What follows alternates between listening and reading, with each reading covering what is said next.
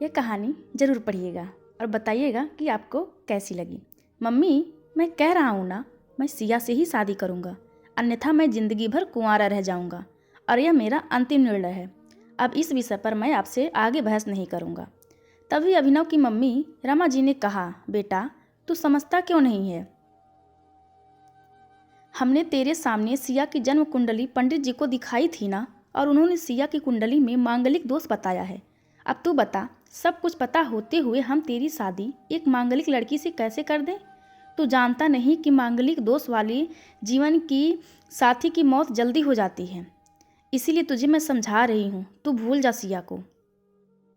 रमा जी ने अभिनव को बहुत समझाया, पर अभिनव का कहना था कि जब मैंने सिया से प्यार किया था तब मैंने उसके साथ प्यार करते हुए जन्म कुंडली का मिलान नहीं किया था, ना ही मैं इन मिलानों को मानता हूँ। इसीलिए अब बस मैं शादी करूँगा तो सिर्फ सिया से, और यह मेरा आखिरी फैसला है। आखिर रमा जी को अपने बेटे की जिद के आगे झुकना पड़ा और पंडित जी के द्वारा बताए गए अनुसार सिया के मंगल दोष को दूर करने के लिए अभिनव के साथ शादी करने से पहले सिया की शादी एक पेड़ से करवाई गई और उसके बाद सिया ने अभिनव से शादी की। सिया दुल्हन बनकर अभिनव के घर आई, पर रमा जी को सिया का मांगलिक होना अभी भी खटक रहा था और रमा जी उसे दिल से नहीं अपना पा रही थी। और घर में कुछ भी परेशानी आती तो उसका दोष सिया को ही दिया जाता। लेकिन सिया पढ़ी लिखी संस्कारी लड़की थी और वह अपनी सासू माँ से मिले इन बेवजह आरोपों को अपने दिल से नहीं लगाती थी। और ऐसे ही ससुराल में उसके दिन कट रहे थे। एक दिन अभिनव ऑफिस से जल्दी घर आ जाता है। तब रमा जी ने उससे पूछा, बेटा आज जल्दी कैसे आ गया? तब उसने बताया, माँ आज सुबह से ही सिर दर्द और बहुत कमजोरी आ रही है, इसीलिए ऑफिस में काम करने की हिम्मत ही नहीं हुई मेरी। तब रमा जी ने कहा, चल बेटा जल्दी कर, हमें डॉक्टर के पास चलना चाहिए। तब अभिनव और रमा जी डॉक्टर को दिखाने गए। डॉक्टर को दिखाने के बाद मालूम पड़ा कि अभिनव को पीलिया हो गया है और दोनों जैसे ही घर लौटे रमा जी ने घर को सिर पर उठा लिया और कहने लगी, जब से यह लड़की हमारे घर में आई है तब से हमारे घर में परेशानी और बीमारियां भी साथ में लेकर आई है। इसके कदम ही अशुभ हैं। अब देखो, इसका मांगलिक दोष हमारे बेटे पर भी असर करने लगा है। कल को अगर हमारे बेटे को कुछ हो गया तो कौन जिम्मेदार होगा? तभी सिया ने कहा, मम्मी जी प्लीज़, और कितना नीचा दिखाएंगी मुझे?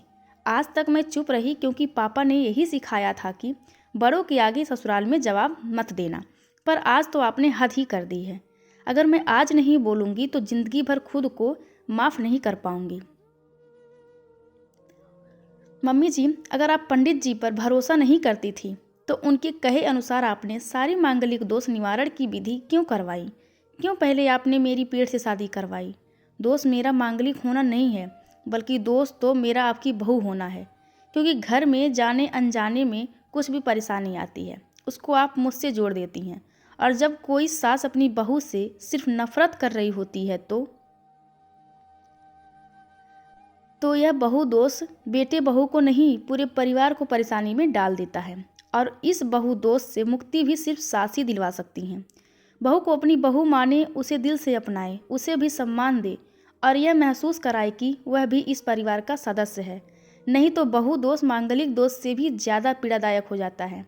सिया की कही हुई बातें रमा जी के दिल को झकझोर रही थी और उन्हें मन ही मन पश्चाताप भी हो रहा था। उस समय उन्होंने सिया को कुछ भी नहीं कहा।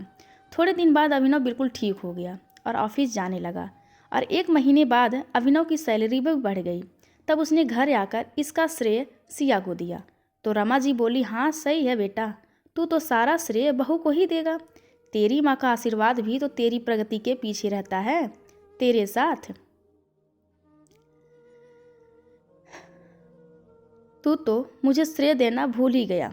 तब अभिनव ने कहा, माँ इस बार सिया मांगलिक दोष मुझ पर और न ही मेरी तरक्की पर नहीं लगा।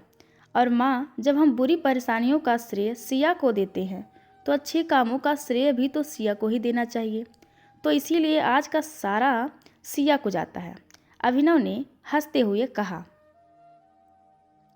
तब सिया बोली, अभिनव तो क्या तुम भी मुझे ऐसा समझते हो?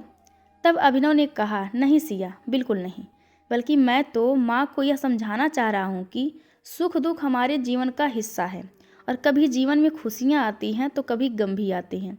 इसके लिए हमें परिवार के सदस्य या अपनी बहू को दोष देना उचित नहीं है। तभी रमा जी बोली, बेटा सही कह रहा है तू, और तेरी तरक्की ही बहुत है मुझे इस झूठे दोषों से बाहर निकालने के लिए। आज मैं यह कसम लेती हूँ कि आज के बाद मैं सिया को किसी भी बात का दोष नहीं दूंगी। यह सुनकर सिया आज बहुत खुश थी, क्योंकि आज उसको उसकी सास ने मांगलिक दोष के साथ साथ बहु दोषों से भी मुक्ति दे दी थी। दोस्तों, यह कहानी आप सभी को कैसी लगी कृपया कमेंट करके ज़रूर बताइए, और चैनल को लाइक शेयर और सब्सक्राइब करना बिल्कुल ना भूलें। धन्यवाद आप सबका।